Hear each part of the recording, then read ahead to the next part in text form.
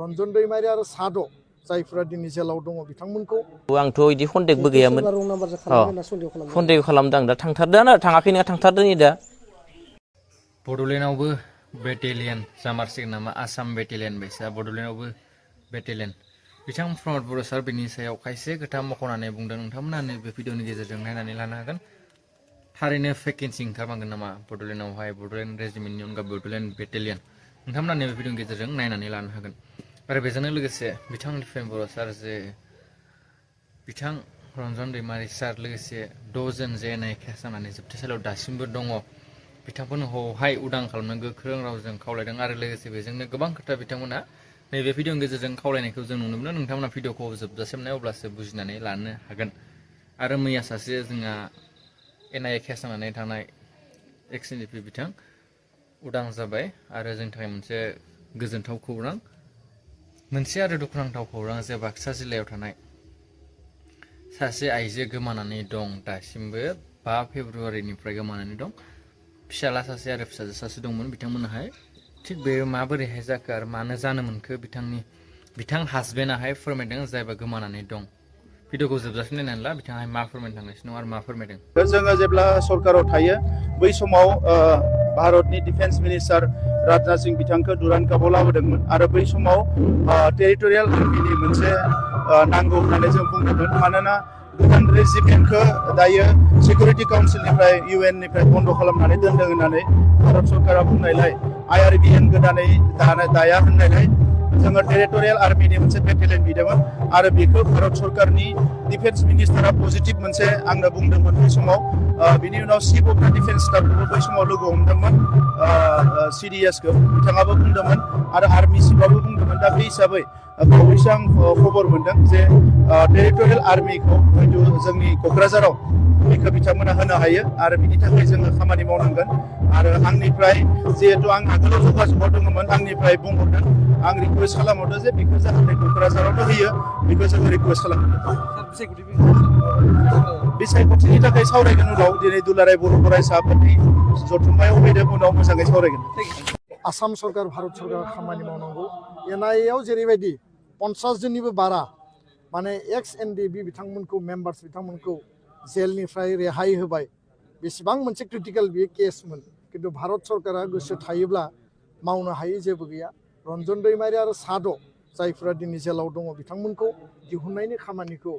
गोख्रैनो मावनांगौ बे जोंनि स्ट्रं दाबि आरो दुलाराय बर' फरायसा आफादा गावनि आत्ममर्यादा स्वाभिमानखौ लानानै हारिया फार्स्ट हारिनि थाखाय आफाद जों साफा साफा मावथि बिबानगिरि आरो जों मोनसे समाव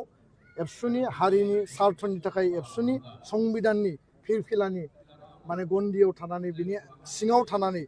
जोङो हारि सिबिनायनि खामानिखौ मावगोन आरो एबसुनिफ्राय गोबां बिबानगिरिफ्रा थांनाय 67निफ्राय दिनै 2026 सिम बे 58 इयार्सआव हाबा मावलांनानै बिदाय लाबाय बिथांमोनाबो दिनै हारिनि थाखायनो सानो हारिनि थाखायनो मावो आरो दिनै जायफोरा मावबाय थादों बिथांमोना सानसे समाव एबसुनिफ्राय बिदाय लागोन बिथांमोनाबो हारिनि स्वार्थखौ जाहाथे मालाबाबो नागारनानै थाङा खारन बे हारिनि जि इजमखौ जोङो फोजोबनो होनाङा दिनै जेनजिनि जेनेरेसन बे जेनेरेसना गोदान सिन्ता गोदान सान्थौ आर्टिफिशियेल इन्टेलिजेन्स डिजिटाइजेसन बर' माहारि दानायनि थाखाय रेसपन्सिबिलिटिखौ बयबो लानांगोन आरो गोदान जेनेरेसना रेसपन्सिबिलिटि लायाबा गोजामा माने गोदान खामानिखौ मावनायाव जेब्लायबो आख' फाख' जायो आरो गोदाना दैदेनगोन गोजामा जोंनि आगुनि गेदेमा दैदेनगिरि बिथांमोना जेब्लाबो सुबुरुन होगोन एडभाइस होगोन इन्सपायार खालामगोन आं बेखायनो बे फिरफिला बिरहोनायाव फिन खेबसेबाव दुलाराय बर' फरायसा आफादा बर' माहारि सिबिनायनि थाखाय नांथाबनानै जोङो कुनु नार्भास आरो कुनु जोङो डिमरेलाइज जायालासिनो हाबा मावलांनो थाखाय फिन खेबसेबाव खावलायबाय नैबे जख'न्थायनि गेजेरजों नोंथांमोना जर'खा माबायदि थांखि लायो जोंनियाव माखासे रिजुलेसन दङ 2020 बर' गोजोन गोरोबथानि एकर्डखौ 100% मावनांगौ गुन गोनां सोलोंथाइया जोंनि हमवर्क जों मावनांगौ किन्तु स्कुल प्रभिन्सियेलाइजेसन टिचार एपइन्टमेन्ट बा नोङो पोस्ट क्रिएसन आरो जोंहा माने हायार सेकेन्डारि आपग्रेडेसन माखासे स्कुल दंबावो बेबायदि माखासे जिखिनि इडुकेसन एजेन्डा इस्युसफोर दङ बेखौ मावफुंनायनि थाखाय जों रिजुलेसन लागोन लोगोसे समाज फोसाबनायनि थाखाय बड'फा मिशन फर सास्टेनेबल चेन्ज बेयाव जोङो थांखि आजावगोन जोंनि स्पर्ट्स आरो कालचारखौ जोंनि युथ लाइमोनफ्रा बर' लाइमोनफ्रा दिनै नेसनेल इन्टारनेसनेल लेभेलाव स्पर्ट टेलेन्ट दङ बिथांमोना मेडेल लानानै फैदों आरो कालसारा दिनै बागुरुम्बा दोहौनि गेजेरजों दिनै मुलुग दरबाराव बयजोंबो मिथिजाबाय आरो बे बागुरुम्बाया सोरनि बे बर' माहारिनि बर' जोंनि सेंग्रा सिख्ला जोंनि युथफ्रा मोसायो बे बयबो दिनै मुलुगा मिथिबाय बेखायनो कालसार बिथिङाव गोबां आरो खामानि मावनांगौ दङ आरो जोंनि जे हा हुनि रैखनाबेखननि बाथ्रा जोंनि दा मोनद' हारिनि एसटि होनो नागिरनाय आरो बेखौ भारत सरकार आसाम सरकारखौ जों बुंदों जे खुनु बिनिमयाव जोङो गोदानै सोरनोबा एसटि होनानै थाखानाय एसटिनि भबिष्यतखौ धंस खालामनायखौ जोङो सिसिटुवा हिसाबै ट्राइबेल हिसाबै बा सिसिटुवायाव एबसुआ दङ हिसाबै जों मालाबाबो गनाया बे खोथाखौ जों स्पष्ट बुंदों आरो बे गासैबो इस्यु एजेन्डाखौ लानानै जोङो फाइट खालामगोन रिजलिउसनाव जोङो फ्रेस बुंनाय बेलायाव दा रं नाम्बार दङमोन नै इयो सोरजों थांदों ओमफ्राय आं मिथिया बेखौबो आंथ' बिदि कन्टेक्टबो गैयामोन सन्देह खालामदों आं दा थांथारदों थाङाखै नङा थांथारदों नै दा नै बाबु सासे ओमफ्राय नानि सासेया 10 बोसोर सासेया 8 बोसोर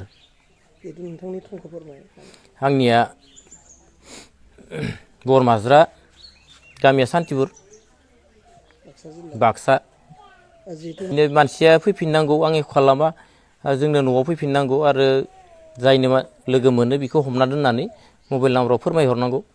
मबाइल नाम्बारानो जाबाय 8011341485 बेयाव जायनो मोनो बेखौ हमनानै लाखिनानै माने बे नाम्बाराव फोरमायहरनांगौ आरो माने 11 बोसोर जाबाय दा एख'थ' आङो बेखौ बिदि सन्देहबो खालामनानै माबा जायाखैमोन बेखौ बिदि थांगोन होननानै आं सानाखै एसेबां मोजां जों रायज्लायबाय हरावबो बिदि रायज्लायलायनायनो गावबो होनबाय आंखौ नैयाव न'आव ओंखाम संनायाव फैसा इयो थारहरदोंना सासे माबानि राजाबिलिनिनो ओमफ्राय बेखौ समबारैसो हरोनो दिनै थांना फैनोसै दां खबर लानो ओरै होननानैसो थांदोंमोन इयो दावराव जायाखै जोङो जेबो दावराव गैया आं बिदि जागोनबो होनना सानाखैमोन डाइरेक्ट केस फैसा लांदो 10,000 डाइरेक्ट गाव सुद होनाय फैसाखौ लाना फैदोंमोन बेखौ लाना थांदो 10,000 बेनिफ्राय पस्ट अफिसाव दङ मोननै पस्ट अफिसाव सिबिङाव मोनसे दङ 30,000 मोनसेयाव दं 28,000 बेनिफ्राय स्टेट बेंकनिया जाहैबाय 13,800 बे फैसाखौ बेंक एकाउन्टखौबो बुकखौ सेस लांजोबखादो इयो नायनानै नोंथांमोना निस्सय मिथिबाय जानांगौ बुजिबायानो जानांगौ बिथां प्रमद बर' सार जि मा खोथा फोरमायलांखो आरो मा बुंलांखो जे बड'लेण्ड रेजिमेन्टनि अनगा बड'लेण्ड बेटेलियन जोंनि बिटिसिआवबो ना थ' नोंथांमोना नैबे भिडिअखौ नायनानै मिथिबायानो जानांगौ बिथां प्रमद बर' सारा फोरमायलांबाय जे आगोलाव सावरायदोंमोन होननानै फोरमायदोंबा बुंदों आरो लोगोसे बेनि सायाव जों खामानि मावनांगोन होनना फोरमायनाय जोंनि बे खौरां बा फ्रेसमेन्टनि गेजेरजों नुदों आरो गोबां खोथा बिथाङा नैबे भिडिअनि गेजेरजों फोरमायलांबाय आरो बुंलांबाय नोंथांमोना निस्सय भिडिअनि गेजेरजों नुबाय आरो बेजोंनो लोगोसे दिपेन बर' सार जे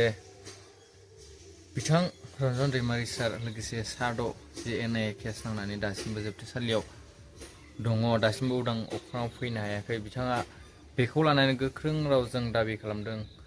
भारत सरकार आसाम सरकारनिसिम नोंथांमोना नैबे भिडिअनि गेजेरजों निस्सय नायनानै मिथिबायानो जानांगौ बुजिबाय जानांगौ बिथाङा मा खोथा फोरमायदों आरो बेजोंनो जे मोनद' हारिया ST डिमान्ड खालामबाय थादों ST दाबि खालामबाय थादों बेखौ लानानैबो बिथांमोना जे होबथानायनि हाबाफारि